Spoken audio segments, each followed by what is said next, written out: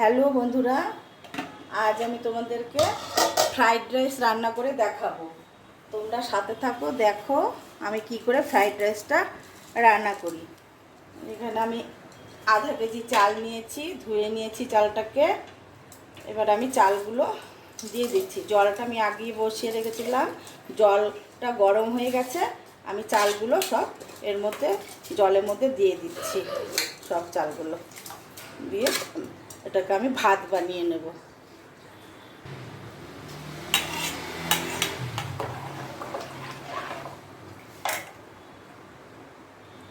এই চালের মধ্যে আর আমি মটরশুঁটিগুলো দিয়ে দিলাম। মটরশুঁটি আর তেজপাতা দিয়ে দিচ্ছি। দিয়ে এবার আমি ভাতটা বানিয়ে নিচ্ছি। ওদিকে ভাতটা হতে হতে আমি এই কড়াইতে সাদা তেল দিয়ে দিচ্ছি।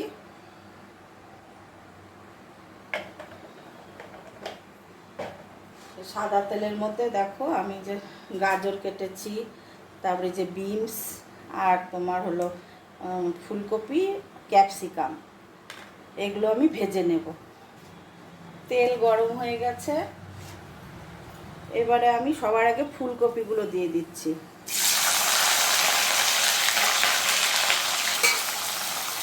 এবারে আমি গাজর দিয়ে দিলাম। গাজর, বিনস এগুলো দিয়ে আমি একটু ভেজে নিচ্ছি।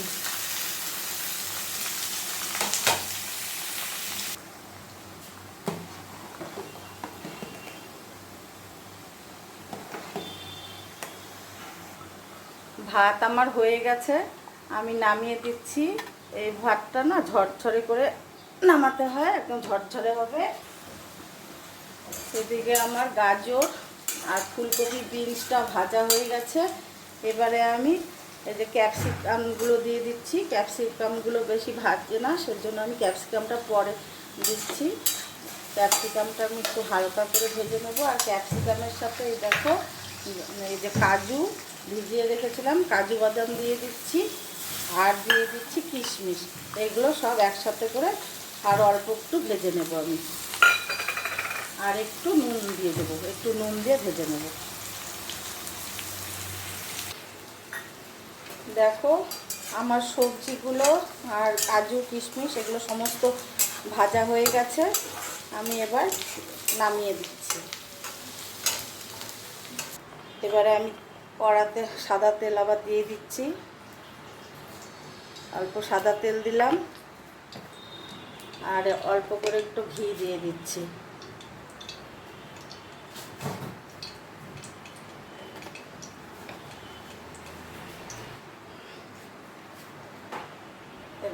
দেখো ঘি আর তেলটা গরম হয়ে গেছে। আমি এখানে যে এলাচ ছেঁচে রেখেছি আর দারচিনি আর তেজপাতা একটু তেলের মধ্যে দিয়ে দিলাম।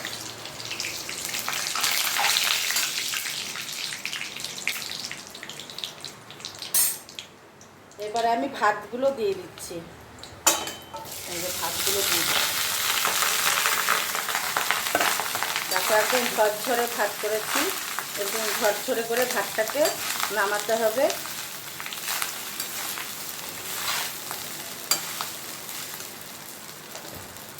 এবারে আমি যে সব ভেজে রেখেছি যে সেগুলো আমি দিয়ে দিচ্ছি। এতগুলো সব দেবো না, অর্ধেকটা দেবো আর রেখে দেবো, পুরোটা দেবো না, এতগুলো লাগবে না।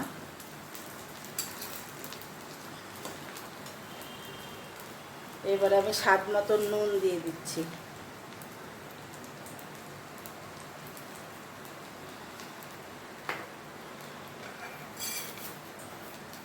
আর দেখো এই যে চিনি দিয়ে দিলাম।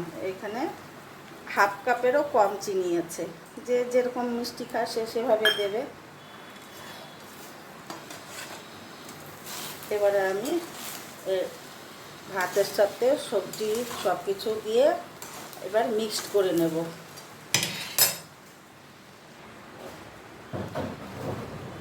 আর অল্প ঘি দিয়ে দিচ্ছি, অল্প করে দেব। আর দিয়ে দিচ্ছি এই যে কিছু চেরি কেটে গেছিলাম, ওই চেরি দিয়ে দিচ্ছি। চিনি দেওয়ার পরে না কিছু জল কাটে, চিনির থেকে জল ছাড়ে, সেজন্য চালটাকে ভালো করে ভাতটাকে ভেজে নিতে হয়। ভাতটাকে ভেজে নিলে তাহলে একদম সেই ফ্রাইড রাইসটা না খেতে খুব ভালো লাগে। জলটা শুকিয়ে নিতে হয়। আর দিয়ে দিচ্ছি এই যে এলাচ গুঁড়ো করে রেখেছিলাম, এলাচের গুঁড়ো।